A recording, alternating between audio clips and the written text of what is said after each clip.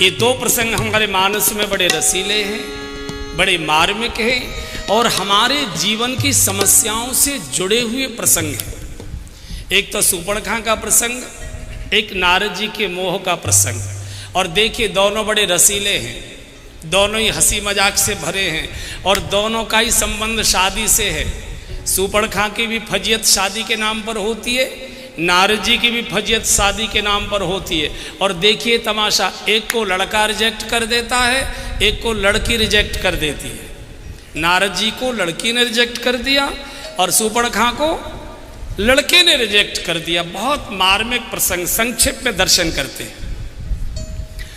नारद जी को शाप था दक्ष प्रजापति का कि 24 मिनट से ज्यादा कहीं ये टिक नहीं सकते थे, ऐसा इनको एक शाप था।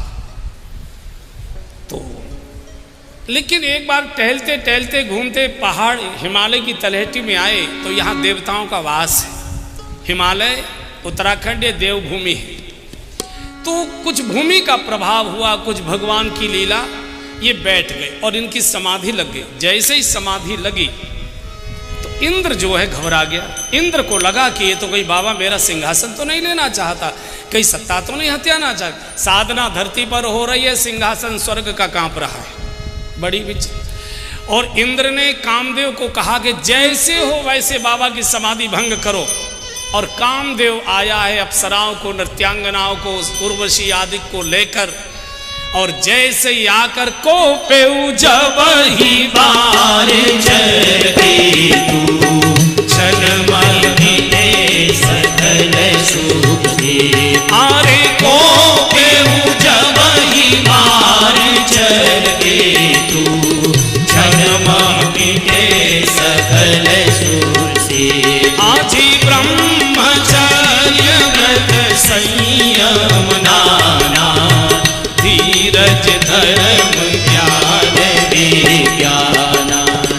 ब्रह्मचर्य व्रत संयम नाना धीरज धर्म ज्ञान विज्ञान। ऐसी सदाचार जप जोग विरागा सभय विवेक कटक सब रागा। सदाचार जब जोग विरागा सभय विवेक कटक सब रागा। सभय विवेक कटक सब भागा। आजी सभय विवेक कटक सब भागा। नाचने गाने वाले थक गए, प्रयत्न बाण सारे तर्कस के समाप्त हो गए, लेकिन नारद जी की समाधि को कामदेव टस से मस नहीं कर पाया। लोगों के कंठ सूख गए, वाद्य यंत्र टूट गए, उंगली छिल गई। नारद जी बैठे, कारण हृदय में भगवान श्री राम बैठे। मन के भीतर जब चल रहा है तो भीतर अगर राम है, हृदय में राम है, तो बाहर का काम कुछ नहीं बिगाड़ सकता। और भीतर हृदय में काम है तो बाहर का मंदिर बचा नहीं सकता। जब नहीं समाधि खुली तो कामदेव ने ब्रह्मास्त्र प्रयोग कर दिया। और ब्रह्मास्त्र क्या था?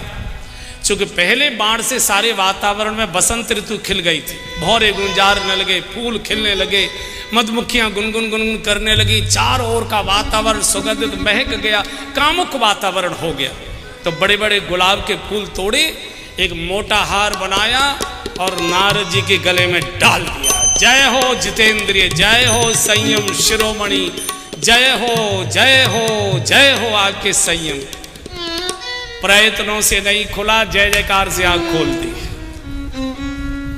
प्रयत्नों से नहीं समाधि खुली, जय जयकार से।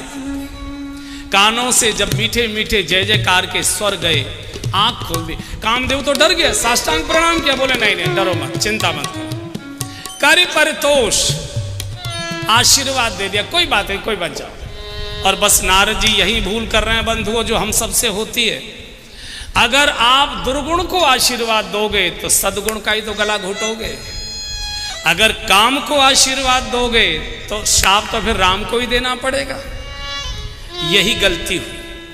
और बंधुओं, जब प्रशंसा के शब्द बोले हैं कामदेव ने, मैंने बड़े बड़े योगी, बड़े बड़े ध्यानी शंकर जी जैसे कि मैंने समाधि खोल दी, लेकिन मैं आपकी समाधि खोल नहीं पाया। जय हो आपकी, जय हो आप। और बंधुओं, दुनिया में जिसे कोई नहीं हिला सकता, प्रशंसा की मीठे शब्द उस पत्थर को भी हिला देते हैं।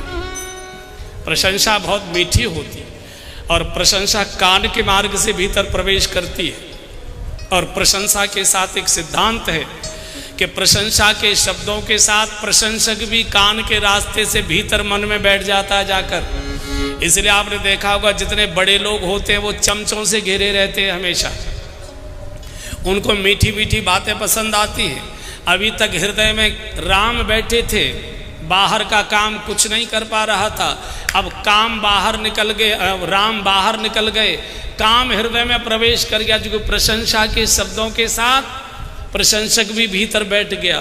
और जिसके मन में दुर्गुण बैठा हुआ है वो उसको कैसे नचाता है और कैसे फजीयत कराता है। अब जरा नारद जी का दर्शन करते जाइए।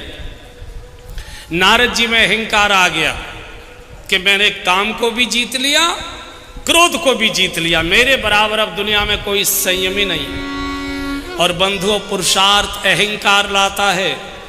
जब भी मनुष्य अपने जीवन की सफलता को अपने पुरुषार्थ के परिणाम स्वरूप देखने लगता है, ऐसे ही मुफ्त में कोई नहीं दे गया, कोई थाली परोस के भगवान नहीं दिया करता है। मैंने खून का पानी बनाया है, मैंने पसीना बहाया है, मैंने 20 नखून घिसे हैं तब ये वैभव खड़ा किया है, ऐसे ही किसी ने पुरस्कार में नहीं दे दिया। जब ये मैं आदमी करता है तो एक दिन उसकी गर्दन कट जाया करती है। मैं की गर्दन कटती ही है। जो भी मैं करता है उसकी गर्दन कटती ही है, कोई बचा नहीं सकता। अहंकार व्यक्ति को मारता है, अहंकार मारता। भक्त क्या कहता है? मेरा आपकी कृपा से सब काम हो रहा है, मेरा आपकी कृपा से सब काम हो रहा है। करते हो तुम कन्हैया, मेरा नाम हो रहा है। करते हो तुम कन्हैया, मेरा नाम हो रहा है। मेरा आपकी कृपा से सब काम हो रहा है। सब गाइए। मेरा आपकी कृपा से सब काम हो रहा है। पतवार के बिना ही मेरी नाव चल रही है, पतवार के बिना ही मेरी नाव चल रही है। हैरान है जमाना, मंजिल भी मिल रही है। हैरान है जमाना, मंजिल भी मिल रही है। करता नहीं मैं कुछ भी, ये तमाम हो रहा है। करता नहीं मैं कुछ भी, ये तमाम हो रहा है। मेरा आपकी कृपा से सब काम हो रहा है। मेरा आपकी कृपा से सब काम हो रहा है। करते हो तुम कन्हैया, मेरा नाम हो रहा है। करते हो तुम कन्हैया, मेरा नाम हो रहा है। मेरा आपकी कृपा से सब काम हो रहा है। मेरा आपकी कृपा से सब काम हो रहा है। अहंकार आ गया। और सबसे ज्यादा ईर्ष्या हो गई शंकर जी से। शंकर जी ने काम को जीता, क्रोध को नहीं जीत पाए। मैंने काम को भी जीत लिया, क्रोध को भी जीत लिया। अब शंकर जी से जाकर बताऊंगा तुमसे बड़ा मैं हो चुका हूं। और बंधुओं, किसी शिष्य को अगर अपने गुरु से ईर्ष्या हो जाए, उसका कौन सत्यानाश होने से रोक पाएगा? जे सठ गुरुशन ईर्ष्या करही रौरव नरक। गुरु की कृपा से तो बेटा तुम आगे बढ़े और तुम गुरु से ईर्ष्या कर रहे हो। सीधे कैलाश आ गए। शिव पार्वती जी बैठे थे। जाकर जब इन्होंने प्रणाम, ओ आइए आइए मुनिवर, आइए आइए, स्वागतम स्वागतम, बड़ी बड़ी कृपा की। बहुत दिनों के बाद कहाँ रहे आप? बहुते दिनन कीन मुनि दाया। बड़े दिनों के बाद आप ससुराल में पड़े रहते हो, पकौड़ी खाते रहते हो, भांग पीते रहते हो, अब पूछ रहे हो बड़े दिनों में कृपा की। होश भी है तुमको दुनिया में क्या हो रहा है? क्या हो रहा है मालूम नहीं, बहुत दिन हो गए। अब इतनी बर्फ पड़ी है कैलाश में, रास्ते सब बंद हैं, न मेरा विमान उड़ सकता है, न किसी का विमान उतर सकता है। और स्वर्ग की भी कोई अभी बहुत दिनों से सामूहिक बैठक हुई नहीं। पहले समाचार मिल जाते थे, बहुत दिनों से मीटिंग नहीं। क्यों, क्या बात हो गई? कोई खास? अरे खासी बात नहीं हुई, अभी इतनी बड़ी बात हो गई और आपको मालूम नहीं क्या हुआ?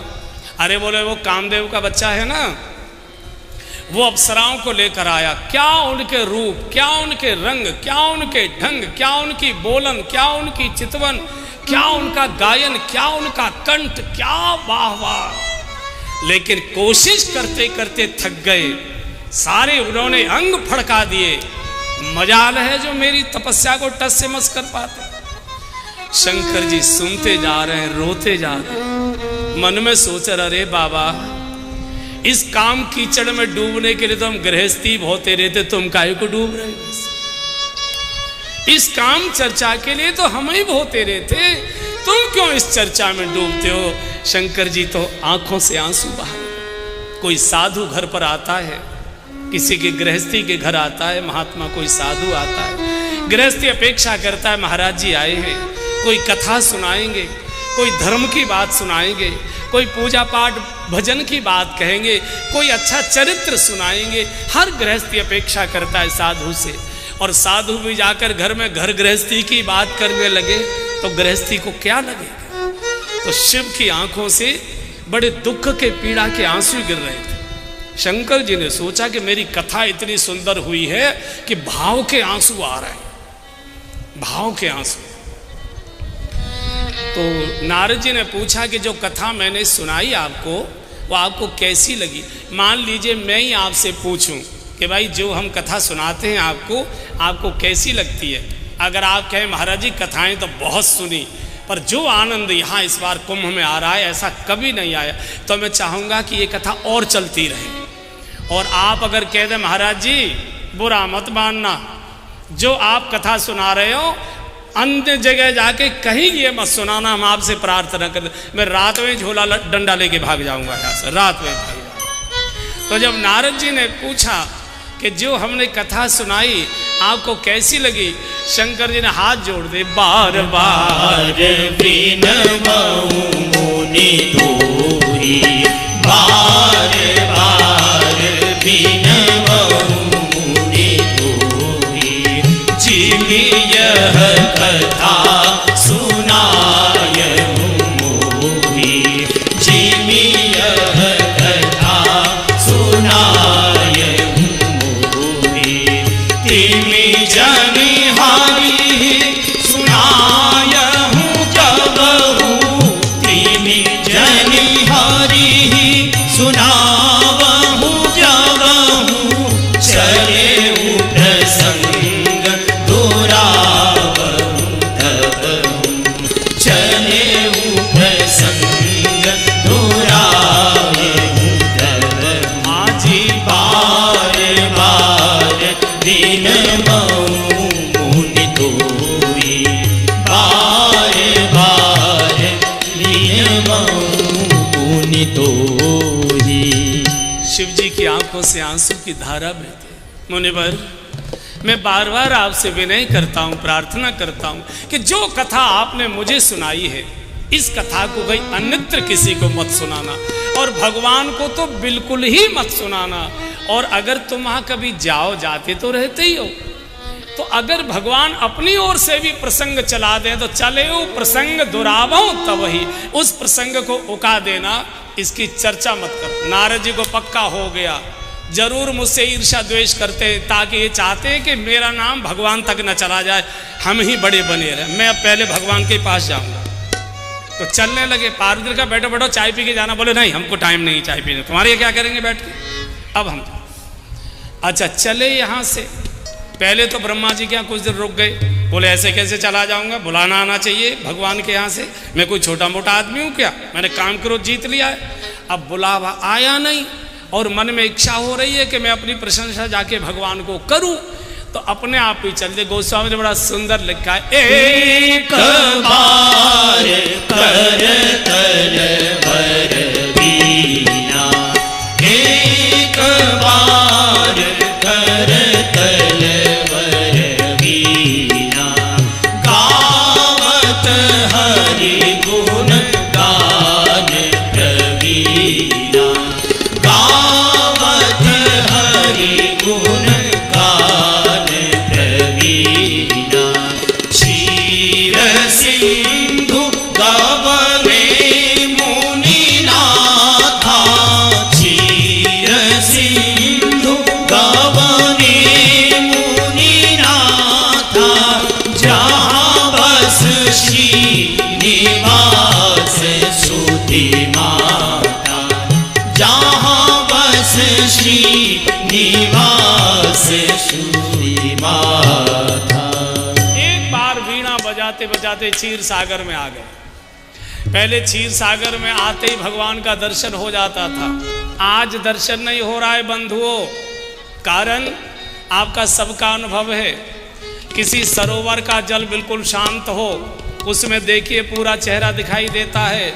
अगर कोई उसमें कंकड़ी फेंक दे, कंकड़ी मार दे, तो पानी ऐसे ऐसे करने लगता है, अपना ही चेहरा नहीं दिखाई देता। आज तक नारद जी का हृदय शुद्ध था तो भगवान का दर्शन आराम से होता था। दर्शन बाहर नहीं होता है, दर्शन तो हृदय में ही हुआ करता है।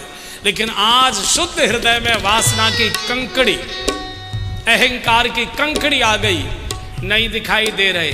और जब क्षीर सागर में इधर जाते जब नहीं दिखाई दिए तो पुकारने लगे, श्रीमन नारायण नारायण नारायण, श्रीमन नारायण नारायण नारायण, श्रीमन नारायण नारायण नारायण, श्रीमन नारायण नारायण नारायण, लक्ष्मी नारायण नारायण नारायण, लक्ष्मी नारायण नारायण नारायण, सूर्य नारायण नारायण नारायण, सूर्य नारायण नारायण नारायण, चंद्र नारायण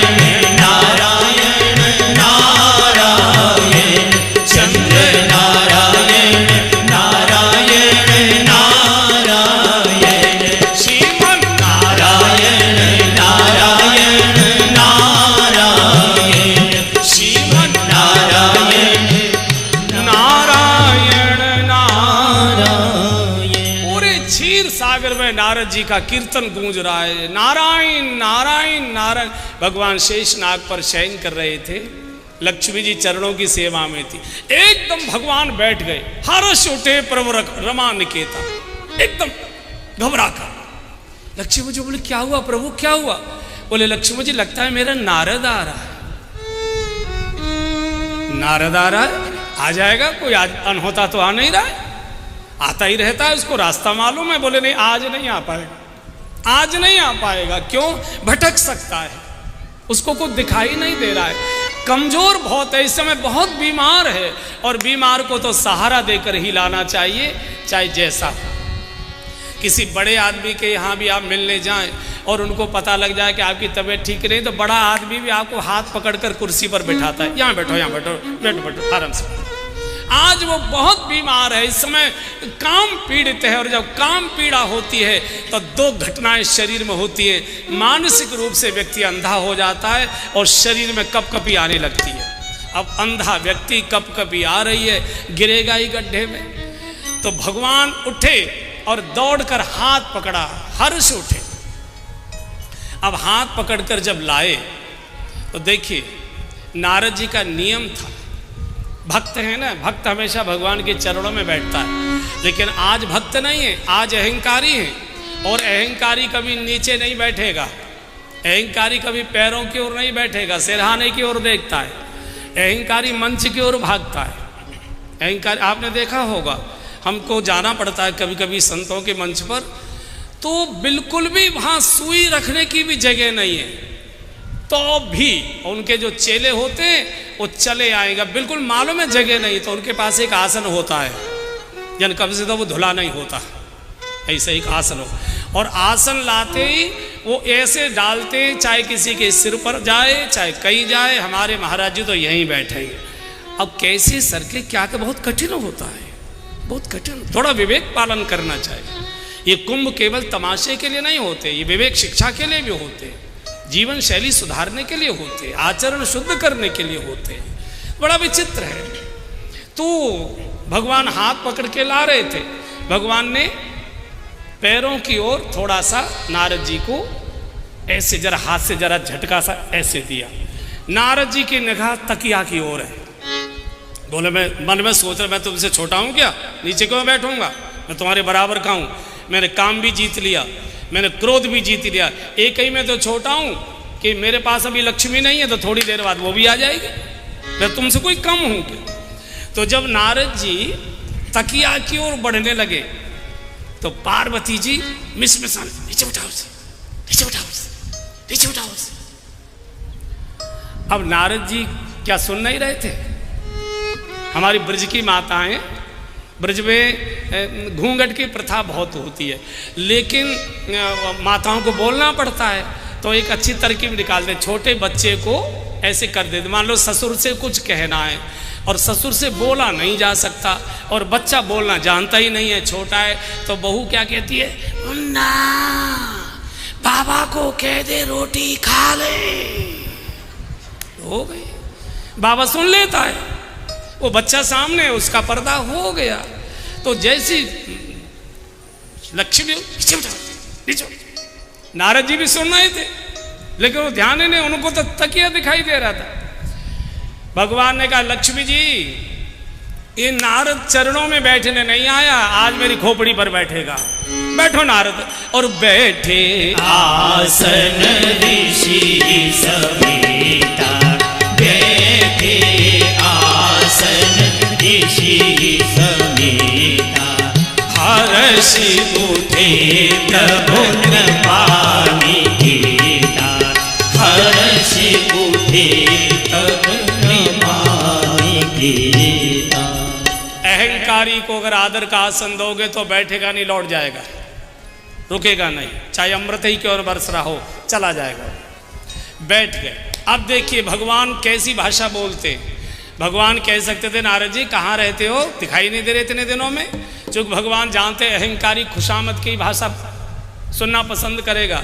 अब जैसे कोई लड़का मान लीजिए किसी काम से 10 दिन के लिए बंगलौर गया या बम्बई गया, और वो 10 दिन की जगह 20 दिन में आए, तो और न कोई फ़ोन किया, न चिट्ठी डाली, न कोई खबर, न सुध, और 20 दिन के बाद आए तो पिताजी क्या कहेंगे, ओहो कुंवर साहब बड़ी कृपा की, बेटा जी मुन्ना जी बड़ी कृपा की, आप आ गए, हम तो आपकी याद में सूखे जा रहे। ऐसा बोलेगा? या बाप कहेगा, मूर्ख तू 10 दिन की कह कर गया था, 20 दिन लगा लिए, न चिट्ठी है, न फोन है, न खबर है, न सुध है, हम यहाँ सूखे जा रहे हैं, क्या हो, यही बोलेगा। लेकिन अहंकारी मधुर भाषा ही सुनेगा। तो भगवान क्या बोले, बोले बेहसी चराचर राया, बोले बेहसी चराचर राया, बहुते दीनन कीन मुनि दाया, बहुते दीनन कीन मुनि दाया, काम चरित नारद सब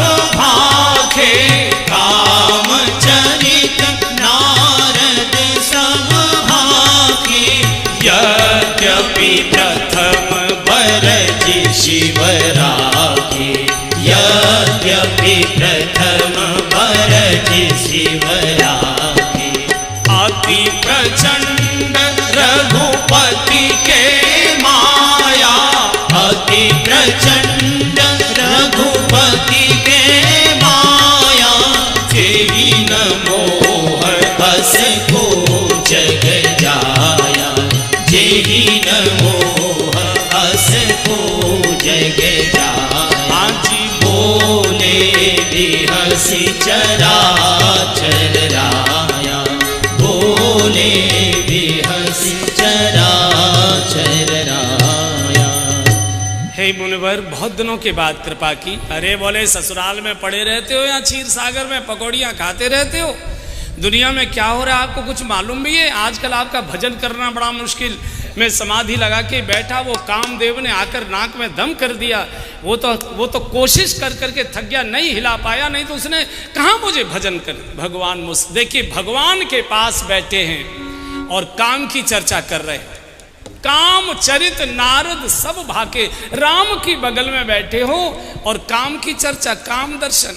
बंधुओं और बहनों, मनुष्य शरीर से कहाँ बैठा है ये बहुत महत्व की बात नहीं, मनुष्य का मन कहाँ बैठा हुआ ये महत्व की बात है। भजन में तन का महत्व बहुत कम होता है, मन का ज्यादा है। आपका मन कहाँ डूबा है? तन तो मंदिर में बैठा है, तन तो कथा में बैठा है, लेकिन मन कहाँ डूबा हुआ है? परिणाम मन का हुआ करता है। और ये नियम है, अगर आपके मन में कुछ बातें आ रही हैं और अगर आपने मन में आई बातों पर ध्यान देना शुरू कर दिया, तो मन आपके तन को वहाँ ले जाएगा जहाँ का मन चिंतन कर रहा था। मन में अगर गोलगप्पे खाने की इच्छा हो रही है और आपने अगर गोलगप्पों पर ध्यान दे दिया, तो तन कब ठेली के पास जाकर चला जाएगा आपको पता भी नहीं लगेगा। जब एसिडिटी हो जाएगी, खट्टी डकार आएगी, तब होश आएगा कि गोलगप्पे खाए थे। इसलिए मन की मत सुनिए, मन को रोकिए, उस पर ध्यान मत दीजिए। ध्यान ऊर्जा है, ध्यान यूरिया खाद है। जिस पर आप ध्यान लगाएंगे वही आपके रोम रोम में भर जाएगा। काम पर ध्यान दोगे, कामुकता से भर जाओगे। क्रोध पर ध्यान दोगे, क्रोध की अग्नि से भर जाओगे। लोभ पर ध्यान दोगे, लोभ से भर जाओगे। भगवान पर ध्यान दोगे तो भगवान से भर जाओगे। किस पर ध्यान देना है, निर्णय करो। नारद जी बिल्कुल बगल में बैठे, निर्णय होता है मन का। तन कहाँ गया है मालूम? हमारे पूज्य अखंडानंद जी महाराज, हमारे वृंदावन के बड़े संत हुए पूज्य अखंडानंद जी महाराज, वो बड़ी सुंदर कथा। और उनके मुंह से कोई बूढ़े साधु कोई हंसी मजाक के चुटकुले सुनाए, अच्छा लगता, उनके मुंह से अच्छा लगता। वो सुनाया करते थे कि बोले एक शहर में, उज्जैन की बात नहीं है, कहीं और इधर उधर की थी। एक शहर में एक मंदिर था, तो मंदिर में पुजारी जी पूजा करते थे। ठीक मंदिर के सामने एक नृत्यांगना का कमरा था, वहाँ नाच गाना होता था, ठुमके लगते थे, गायन वाद्य होता था।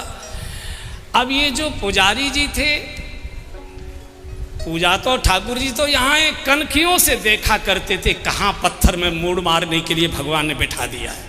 आनंद तो वहाँ है, झुमके तो वहाँ है, ठुमके तो वहाँ है, गायन तो क्या लहरी चल रही है। पंडित जी कनखियों से देखें और मातु पिता तुम मेरे,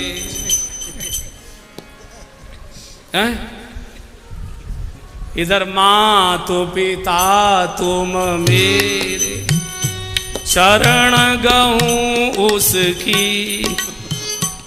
बड़ी मुश्किल, मन न लगे तो उधर देख। और ये जो नृत्यांगना थी, जब ये नाचती थी बहुत रोती थी, प्रभु क्या जीवन इन मुर्दों के सामने, इनको रिझाने में। ठाकुर आपके चरणों में कब स्थान मिलेगा, जब आपके चरणों में बैठकर गाऊंगी। कनखियों से मूर्ति को देखती थी, निहारती थी, रोती जाती थी। दोनों की मृत्यु हुई। पंडित जी 10 मिनट पहले मरे, ये नृत्यांगना 10 मिनट बाद मरी। संयोग से एक ही तिथि को एक ही दिन दोनों ने शरीर छोड़ा।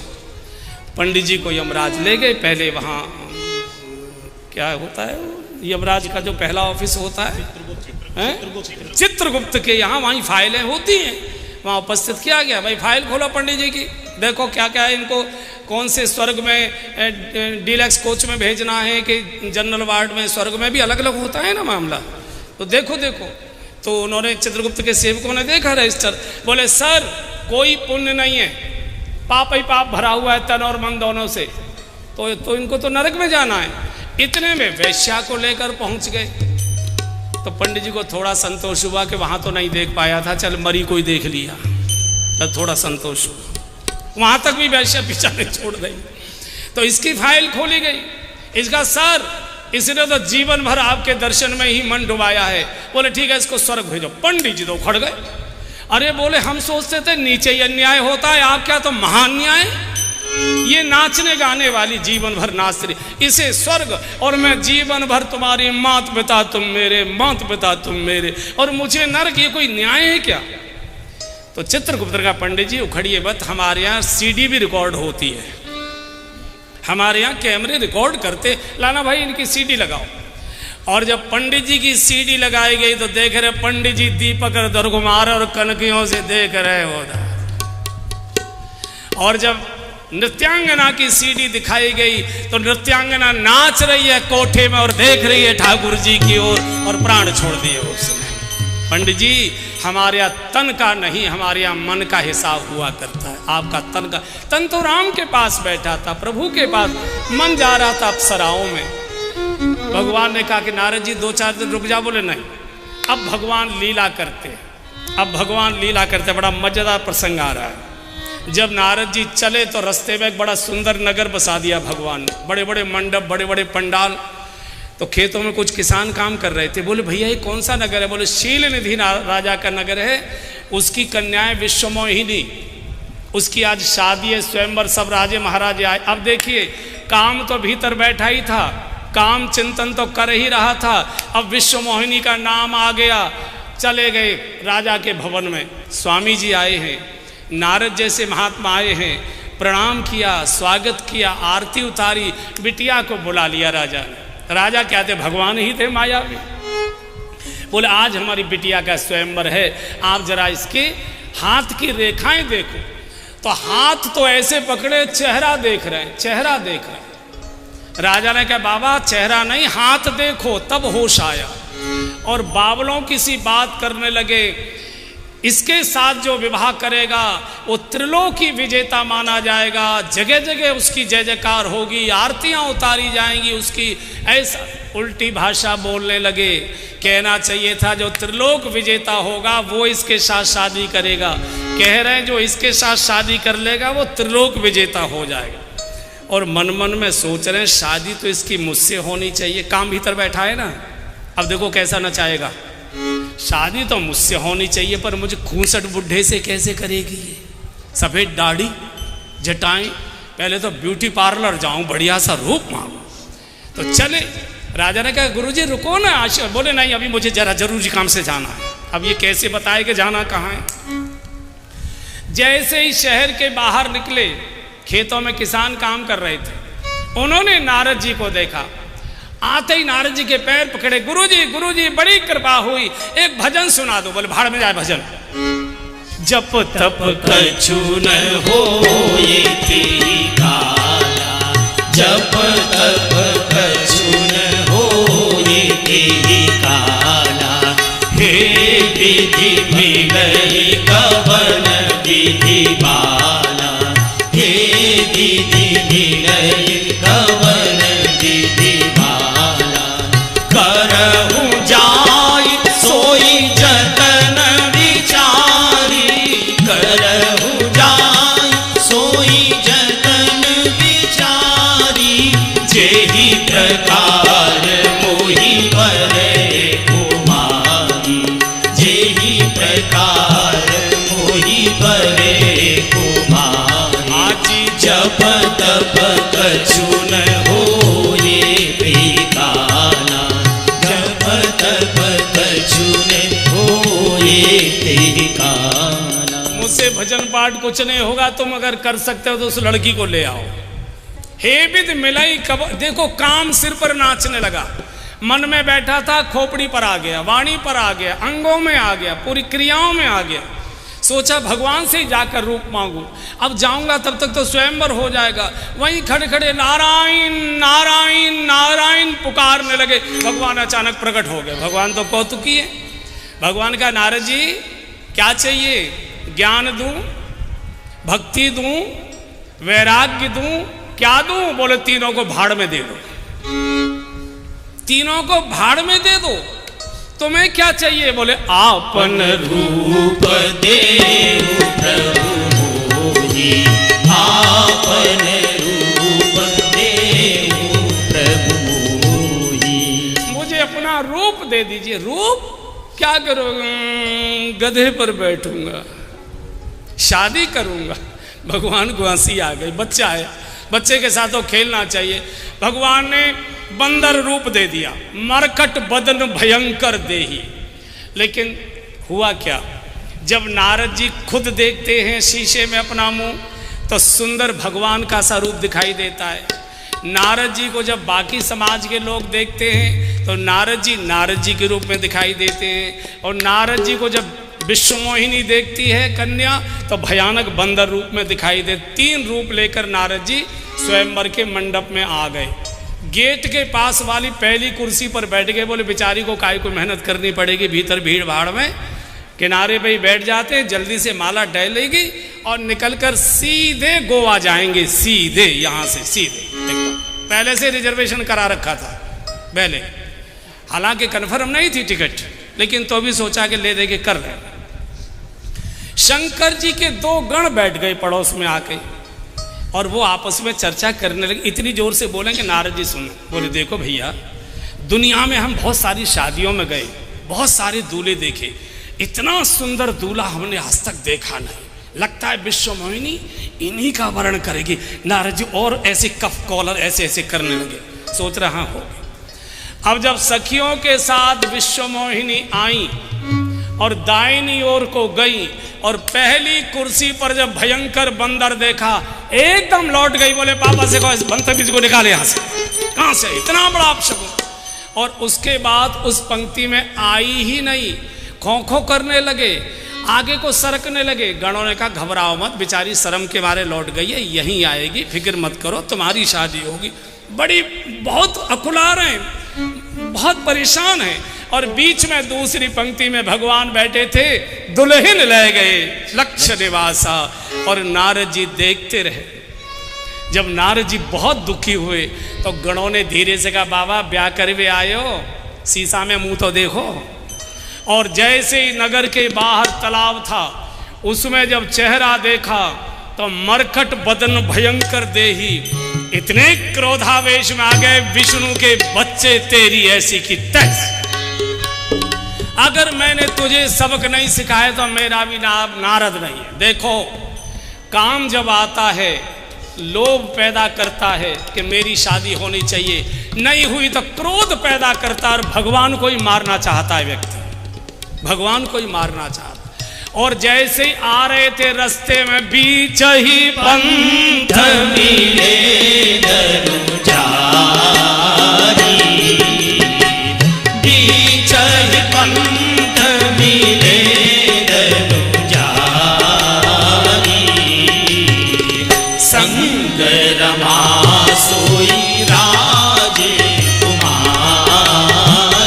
लाइए संग रमा सोई राजे कुमारी, हाजी संग रमा सोई राजे कुमारी, संग रमा सोई राजे कुमारी। नारद जी कप कपाते जा रहे थे, भगवान का रथ पीछे से आया, रोक दिया। अरे नारद जी आप कहाँ चल रहे हैं? बिकल की ओर।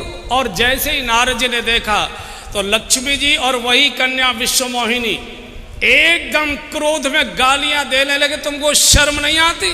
परम स्वतंत्र सिर पर कोई भावे मनाई करो तुम जोई। आज तक तुमको कोई रोक टोक करने वाला नहीं हुआ, आज दिखाता हूं तुम्हारी उद्दंडता को। इतनी गाली, इतनी गाली। लक्ष्मी जी ने हाथ पकड़ा, प्रभु बाबा को मना करो, ये कितनी गाली दे रहा है। बोले लक्ष्मी जी चुप हो जाओ, गाली सुननी पड़ेगी। क्यों? बोले शादी के समय गालियां गाई जाती हैं, वहां ये मौका नहीं मिला तो ये रस्म पूरी करने यहां आए हैं, ये तो होगी ही होगी। शादी के समय गाली गाई जाती है। समय सुहावन गार बिराजा, शाप दे दिया, शाप दे दिया, नारी बिरह तुम हो दुखारी। भगवान ने शीश झुकाकर स्वीकार कर लिया। बाबा, साधु क्रोध में भी गाली नहीं देता, आशीर्वाद ही देता। साधु कभी श्राप नहीं देता, आशीर्वाद ही देता। कम से कम आपने इतना तो पक्का कर दिया कि मेरी शादी जरूर हो जाएगी, क्योंकि शादी नहीं होगी तो नारी के बिरह में रोऊंगा कैसे। आशीर्वाद हो गया आपका। और भगवान ने जैसे अपनी माया समेटी और नहीं तह रमान राजकुमारी, भक्त और भगवान दोनों, नारद जी का मोह भंग हुआ, परमात्मा के चरणों में गिर पड़े। प्रभु, मैं जो बोल रहा था सब झूठा हो जा, प्रभु मुझे माफ करिए, मैं भूल गया। भगवान ने कहा नहीं नारद, तुम्हारा प्रसाद है, मैंने शीश पर रख लिया। और मैंने एक दिन निवेदन किया था, सिर पर किसी न किसी को रखो भैया। उस दिन कम लोग थे, आज मैं सबसे निवेदन कर रहा हूँ, कलयुग को गाली मत दीजिए। जिसके सिर पर कोई नहीं होगा, चाहे वो भगवान ही क्यों न हो, गलती कर बैठेगा। इसलिए अपने सिर पर किसी न किसी को बड़ा बनाकर रखिए, बच जाओगे। किसको सिर पर रखें? जब तक हम कुआरे हैं, अविवाहित हैं, बेटा हैं या बेटी है, अपने सिर पर अपने माता पिता को रखिए कि मैं जिधर जा रहा हूँ मेरे माता पिता को पता लगेगा तो क्या सोचेंगे। जब आप बाल बच्चेदार हो जाएं तो अपने छोटे बच्चों को बड़ा बनाकर अपने सिर पर रखिए कि जो कुछ मैं खाने पीने जा रहा हूँ मेरे छोटे बच्चों पर इसका क्या असर पड़ेगा, उनको पता लगेगा। और जब आप प्रौढ़ हो जाएं, बड़ी उम्र के हो जाएं, तो अपने सिर पर अपने गुरु को रखिए कि मेरे गुरुदेव सुनेंगे तो क्या कहेंगे कि मेरा शिष्य होकर ऐसा हो रहा है। सिर पर किसी न किसी को रखोगे, कोई कलयुग आपका बिगाड़ नहीं पाएगा। और सिर खाली रखोगे तो कोई भजन आपको बचा नहीं पाएगा, कोई साधना आपको बचा नहीं पाएगा, कोई न कोई सिर। अब यहां से मैं निवेदन कर रहा हूं। देखिए, नारद जी में काम भी प्रबल हुआ, क्रोध भी प्रबल हुआ, लोभ भी प्रबल हुआ, लेकिन फिर भी नारद जी बच गए। यहां से अब इस प्रसंग को पकड़िए। हमारे अंदर भी काम प्रबल होता है, हम काम तृप्ति के लिए संसार की ओर भागते हैं। नारद जी में काम प्रबल हुआ, नारद जी काम तृप्ति के लिए भगवान की ओर आए, हर्षण मांगो सुंदरताई। हमारे अंदर क्रोध आता है, हम क्रोध व्यक्त करने के लिए दुनिया की ओर भागते हैं, ससुरा कब निकलेगा, छोड़ूंगा नहीं। और नारद जी में क्रोध आया तो क्रोध व्यक्त करने के लिए नारद जी भगवान की ओर गए कि छोड़ूंगा नहीं। हमारे अंदर लोभ आता है तो हम दुनिया की ओर भागते हैं, नारद जी के अंदर लोभ आया तो भगवान की ओर भागे हैं। और भगवान का ये नियम है कि अगर तू अपने गुण और दुर्गुण, शुभ और अशुभ, श्वेत और श्याम, अच्छा और बुरा, अगर सब कुछ तू मुझे समर्पित कर देगा तो सब परिस्थितियों में मैं तेरी रक्षा करूंगा, ये मेरी गाल। शुभ भी तेरा, अशुभ भी तेरा, गुण भी तेरे, दुर्गुण भी तेरे, अच्छा भी तेरा, बुरा भी तेरा। और जब सब कुछ तेरा ही है तो तेरा तुझको अर्पित क्या लागे मेरा।